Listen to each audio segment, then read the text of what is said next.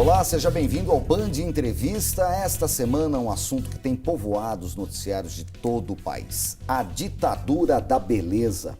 Médicos com nomes jocosos como Doutor Bumbum ou até não médicos como a Pati Bumbum respondem por atos visivelmente responsáveis de colocar em risco vidas humanas com procedimentos estéticos realizados em locais não preparados para isso.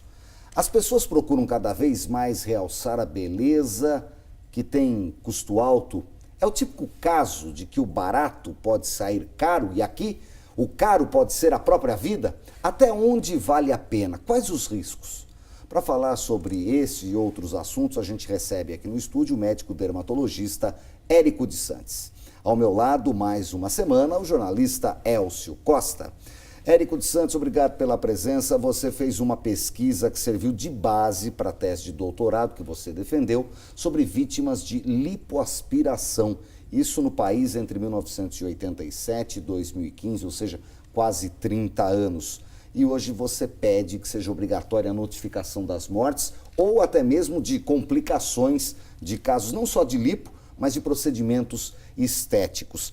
A sua pesquisa, o seu estudo, você fala em lipoaspiração, mas erros como esse de preenchimento que a gente viu aí nos noticiários, que eu citei aqui no início da nossa entrevista, mostra que os erros e as mortes são mais comuns do que o é noticiado, os erros muitas vezes são encobertados?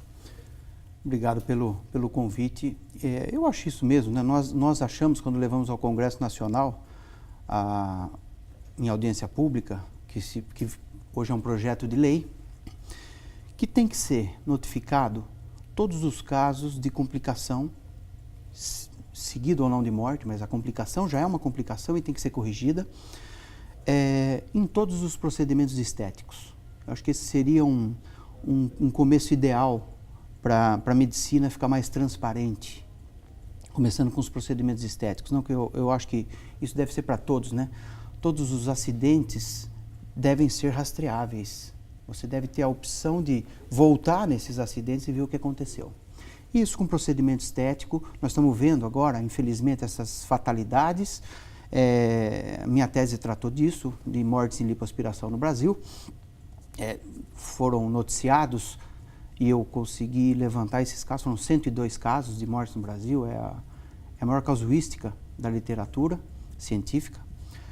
E então acontecem, todos os anos, várias vezes por ano, alguns ganham uma notoriedade, acho que casos como esse, que tem um apelo muito grande do médico e acaba revoltando muito com razão a sociedade, ganham uma repercussão e depois aí as notícias de outros casos, né, que devem acontecer todos os dias, mas que nem sempre chegam ao nosso conhecimento.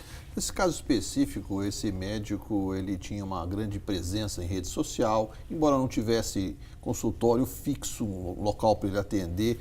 Que cuidados uma pessoa deve ter quando vai procurar um tipo de procedimento estético, qualquer que seja ele? Uma realidade que nós vivemos hoje são as redes sociais.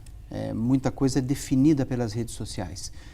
O doutor Denis César Furtado, ele tinha um número de seguidores monstruoso na rede social, em torno de 500 mil de seguidores, e isso convence, infelizmente as pessoas se convencem.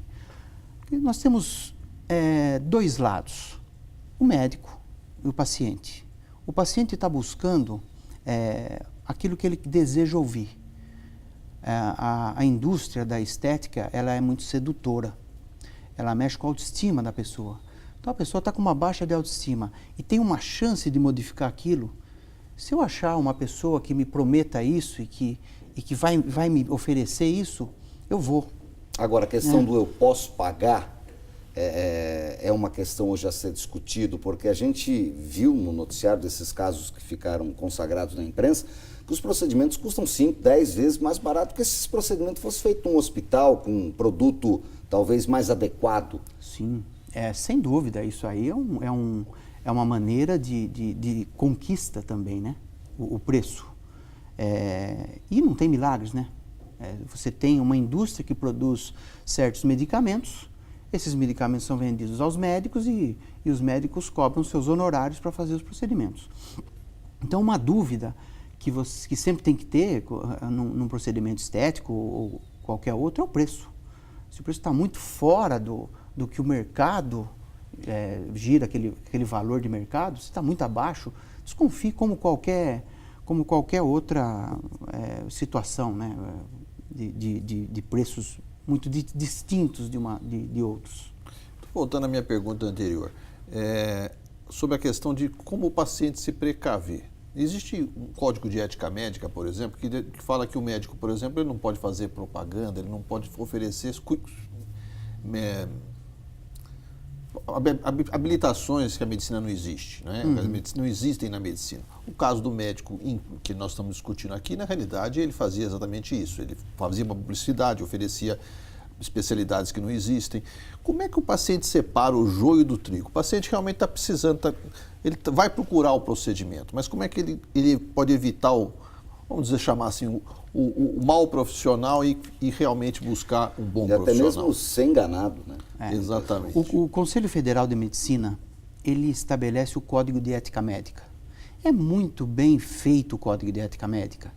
Tudo que nós podemos fazer, o que nós temos direitos, deveres e proibições, está no Código de Ética Médica. O Código de Ética Médica é atual e o estilo de propaganda também faz parte do Código de Ética Médica. Então, um exemplo, você demonstrar na sua rede social ou em revistas, jornais, televisão, antes e depois. Isso é proibido pelo Conselho Federal de Medicina. Então, você já começa a duvidar que alguma coisa... Já acende um sinal de alerta. Né? Já acende um sinal de alerta. Antes e depois não pode. O Conselho Federal de Medicina tem algumas, todas, né, na verdade não algumas especialidades, um rol de especialidades reconhecidas.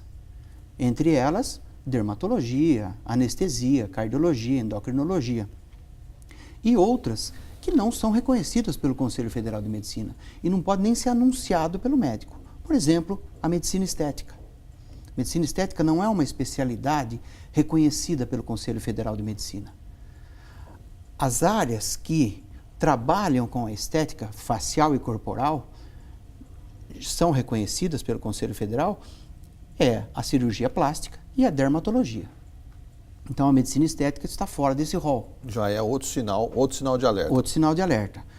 Então, o Conselho Federal de Medicina, ele disponibiliza dados do médico. Então, se você entra no site do Conselho Federal e busca pelo nome ou pelo CRM do médico, ele vai aparecer o número do registro de qualificação do especialista. Então, se entrar lá no Conselho Federal de Medicina e colocar meu nome, Érico Pampado de Santos, vai aparecer meu CRM e vai aparecer meu RQE, que é um número que eu tenho que colocar nos meus cartões, nas minhas publicidades, nos meus receituários, nos meus pedidos de exame. Se eu anuncio que eu sou dermatologista, eu tenho que ter o RQE. Isso é obrigado, embora não é tão realizado. A gente vê muito ainda colegas que são especialistas e às vezes não tem o número do RQE por uma questão de não se cadastrar no CFM. A gente vai falar mais sobre isso, inclusive sobre os produtos utilizados. O tal do PMMA ficou famoso. Será que ele realmente é um produto que deve ser usado? Quando ele deve ser usado? Também os locais onde se pode fazer isso, já que a gente viu paciente morrer na casa de um médico, né, ou ser socorrido por um hospital. Band Entrevista volta em instantes com o médico dermatologista Érico de Santos, aqui na nossa bancada. Até já.